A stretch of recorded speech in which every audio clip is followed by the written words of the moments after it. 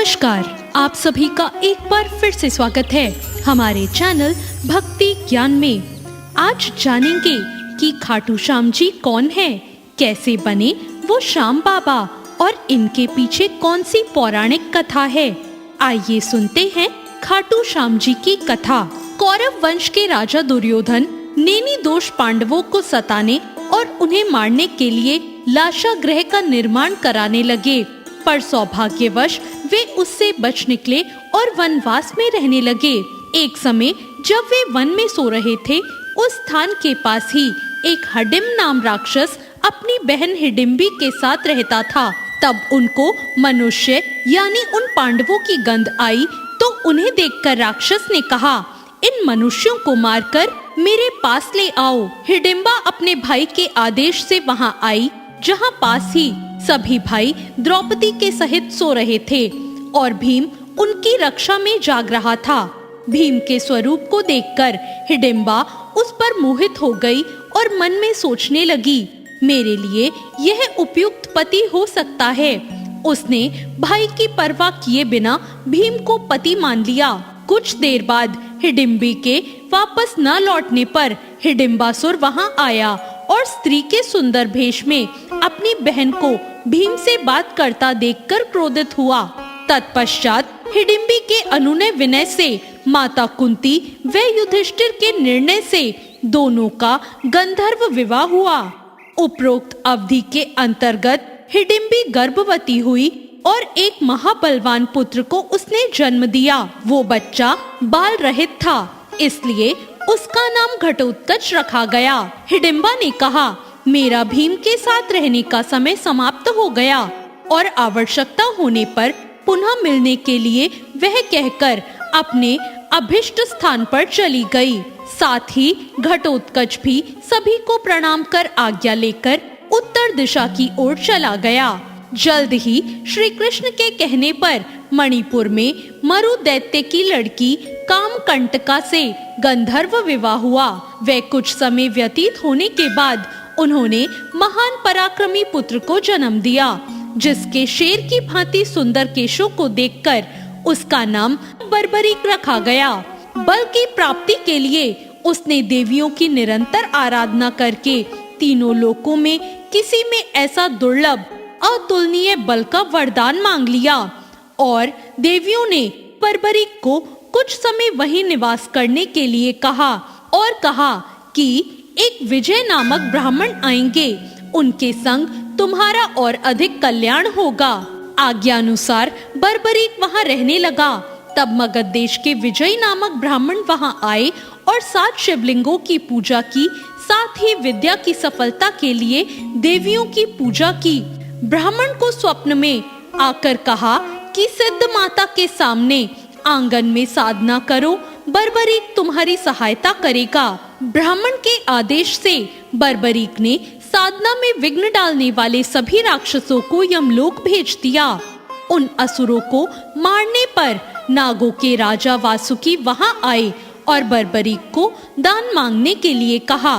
तब बर्बरीक ने विजय की निर्विघ्न तपस्या सफल हो यही वर मांग लिया।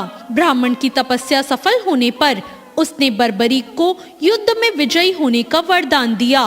तत्पश्चात विजय को देवताओं ने सिद्ध शौर्य प्रदान किया। तब से उसका नाम सिद्धसेन हो गया। कुछ काल बीत जाने के बाद कुरुक्षेत्र मैदान में कौरवों और पांडवों के बीच युद्ध की तैयारियां होने लगी। इस अवसर पर बर्बरीक भी अपने तेज नीले घोड़े पर सवार होकर आ रहे थे। तब रास्ते में भगवान श्री कृष्ण बर्बरीक की परीक्षा लेने के लिए ब्राह्मण के भेष में उनके पास पहुँचे। भगवान ने बर्बरीक की मन की बात जानने के लिए उनसे कहा, तुम किसकी ओर से युद्ध करने आए हो? तब बर्बरीक ने कहा, जो कमजोर पक्ष होगा उसकी ओर से मैं युद्ध लड़ूंगा। भगवान ने बर्बरीक से कहा कि तुम 3 बाणों से सारी सेना को कैसे नष्ट कर सकते हो? तब बर्बरीक ने कहा कि सामने वाले पीपल वृक्ष के सभी पत्ते एक बाण से ही निशान हो जाएं और दूसरा उसे भेद देगा। भगवान श्री कृष्ण ने मुट्ठी व पैर के नीचे 2 पत्ते छिपा लिए। तब देखते ही देखते एक बाण से क्षण भर में ही सभी पत्ते बिंद गए। तब श्री कृष्ण ने वास्तव में देखा कि यह एक ही बार में सबको यमलोक भेज देगा। तब ब्राह्मण बने श्री कृष्ण ने बर्बरीक से याचना की। तब बर्बरीक ने कहा, हे ब्राह्मण, क्या चाहते हो? तब श्री कृष्ण ने कहा कि क्या सबूत है, मैं जो मांगूंगा वो मुझे मिल जाएगा। तब बर्बरीक ने कहा, जब वचन की बात है तो तुम प्राण भी मांगोगे तो मिल जाएंगे। तो ब्राह्मण के भेष में नटवर बोले, मुझे तुम्हारा शीश का दान चाहिए। यह सुनकर बर्बरीक स्तब्ध रह गए और बोले, मैं आपका वचन सहर्ष पूरा करूंगा, पर सत्य कहो, आप कौन हो? तब कृष्ण ने अपना विराट स्वरूप बताते हुए कहा कि मैंने यह सोचा है कि तुम यदि युद्ध में भाग लोगे तो दोनों कुल पूर्णता नष्ट हो जाएंगे।